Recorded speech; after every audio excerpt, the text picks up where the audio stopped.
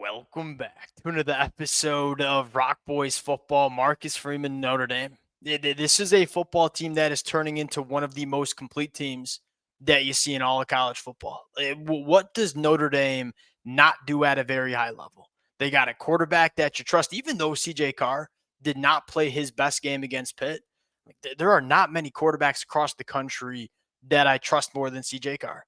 You can run the football against anybody. You're holding up in pass protection way better than Notre Dame did last year. I firmly believe, even with some of the injuries to this Notre Dame offensive line, this is a better offensive line this year than the team that went to the national championship last year. Malachi Fields is emerging as one of the best pass catchers in the sport. And this Notre Dame defense, it's coming alive. The biggest concern I had about Notre Dame back in September was it didn't feel like we were impacting the quarterback at a level high enough to win a national championship. It might have been good, but it didn't feel like it was great. This Notre Dame front seven and what Coach Ash, is doing with some of these blitz packages. This is a defense that's really starting to affect the quarterback, and that should fire up a lot of Notre Dame fans.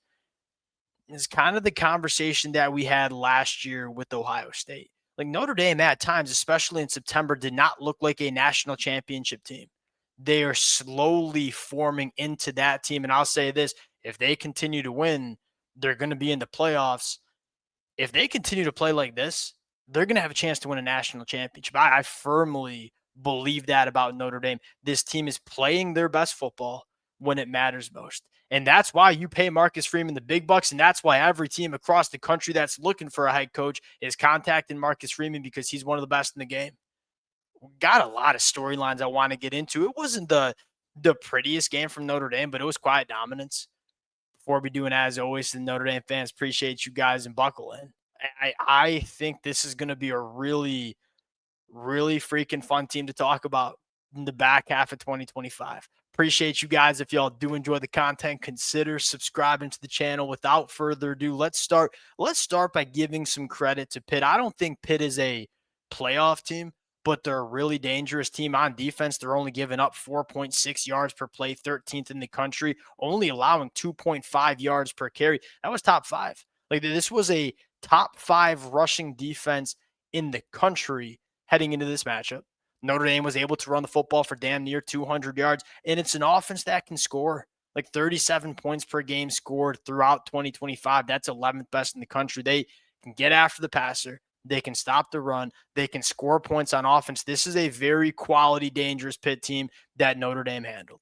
Now, on the offensive side of the football, the thing I love the most is the balance that this Notre Dame offense has. You know, I compare Notre Dame to a team like Ohio State, and look, Ohio State's passing attack, it's as good as anybody in the country. It's probably the best passing attack in the country. What concerns me about Ohio State is you can't really run the football that well. And so you're going to have to drop back and throw the football in the playoffs against some really, really good pass rush units. Notre Dame, they can run the football against anybody in the country. That matters. And that makes CJ Carr's life a hell of a lot easier. So you ran the football against a really, really quality front seven. The second storyline, you're marrying the run game and what you do throwing the football at a really good level. I mean, Coach Denbrock's one of the best in the country. I don't think I'm breaking any news there. It's such a tricky offense to deal with because if you want to stop Notre Dame running the football, you have to allocate a safety into the box. Now, when you allocate a safety into the box, you have one-on-one matchups on the outside.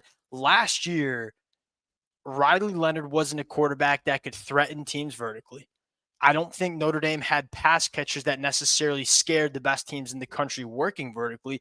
That has changed in 2025. I mean, CJ Carr throws a really damn good deep ball, and you have Malachi Fields, who receivers across the country are better working vertically and winning in some of those 50-50 contested catch situations. The answer is not many. That element to this Notre Dame offense that they did not have last year, that's what makes this Notre Dame offense feel a little bit different. And I got to give some credit to this offensive line. I'll say this, and me and the Notre Dame fans, we kind of went at it last year at times about Notre Dame's offensive line. Thought they were really good against the run, but I thought in pass protection at times against teams, like a Georgia, maybe They didn't hold up the way you wanted them to. I thought Notre Dame's offensive line was good last year. I was not necessarily sold that they were great.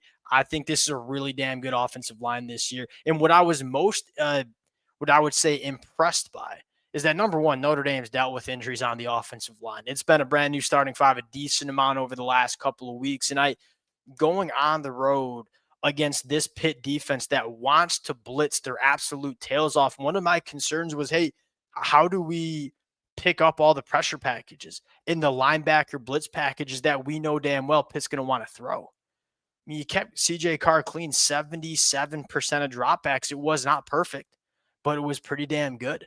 I think this offensive line is meaningfully better in pass protection this year than they were last year. Again, that matters because you start looking at the teams that you're going to have to beat if you make the college football playoffs and say, NFL dudes coming off the edge, NFL defensive lines pretty much all the way through in the playoffs. You have to have an offensive line that can block the best in the sport. Wasn't sure if Notre Dame had that at times last year. Feel like they have that this year. It's another thing that makes Notre Dame feel different this year than they did last year. Defensive side of the football, this might be the bigger storyline. This defense is really starting to come on, and I give Coach Ash, Chris Ash, I should say, it's easier to say, a lot of credit. In the early parts of September, it felt like Notre Dame wasn't impacting the quarterback all that well. Number one, you're just seeing guys step up. I mean, what I love about Notre Dame's pass rush, it's really multidimensional. There are a lot of teams that their pass rush production is really relying on one or two players. You know, you look at Alabama with Yanza Pierre. If it's not Yanza Pierre, they're not really getting after the quarterback. You look at South Carolina, it's Dylan Stewart. If it ain't Dylan Stewart, how well is South Carolina getting after the quarterback? Notre Dame can do it from everywhere. And I don't know if they have a top 10 NFL draft pick on that defensive line. Bubakar's starting to play really good. He might be the most important player on this defense as we go into the playoffs in terms of, hey, can we keep improving? Can we keep getting to that level of, hey, one of the better edge rushers that we see in college football? Because this kid's getting better coming off the injury. But you look at a guy like Junior T. Hey, number 40, Josh Burnham, I think.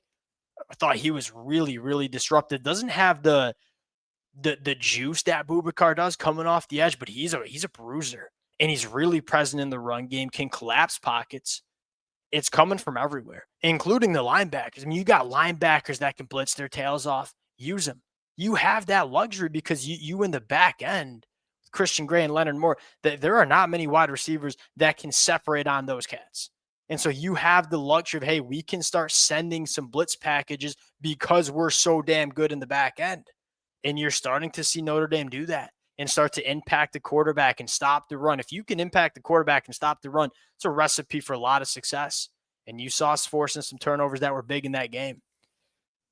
I really excited about that. Really excited about the team that Notre Dame is turning into, right? Like this is a team that it looks and feels and is a playoff team. And it feels like they have that ceiling of a national championship, which I'm not sure if Notre Dame had last year. Like Notre Dame's best football against Ohio State's best football. Ohio State was the better team. Like Notre Dame's best football can bang with anybody in the country. It's going to be fun. And it's not only going to be fun this year. Like it's going to be fun for the next 10 years. As long as Marcus Freeman is at Notre Dame, this team's going to be really damn good. What I love most is they're a really complete football team that doesn't really have any glaring flaws. And even the best teams in the country, like Ohio State, that's the best team in the country right now. They struggle to run the football. Like that's a concern. That's a flaw that has the opportunity to bite them in the behind when they get into the playoffs. Notre Dame doesn't have that flaw, but at the same time, they have those superhumans, some of the best players in the sport that can change games. You know, whether that's Jeremiah Love, whether that's Malachi Fields, whether that's CJ Carr, because CJ Carr is one of the best quarterbacks in the country, whether that's Leonard Moore, whether that's the player Bubakar Traore is turning into, whether that's the off-ball linebackers, they have a lot of game-changing talent.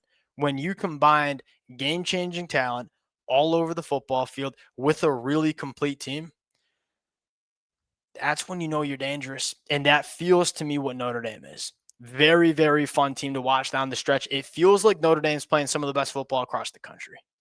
We'll close it out there. Appreciate you guys rocking with it. If y'all do enjoy the content, consider subscribing to the channel. We'll talk to y'all later.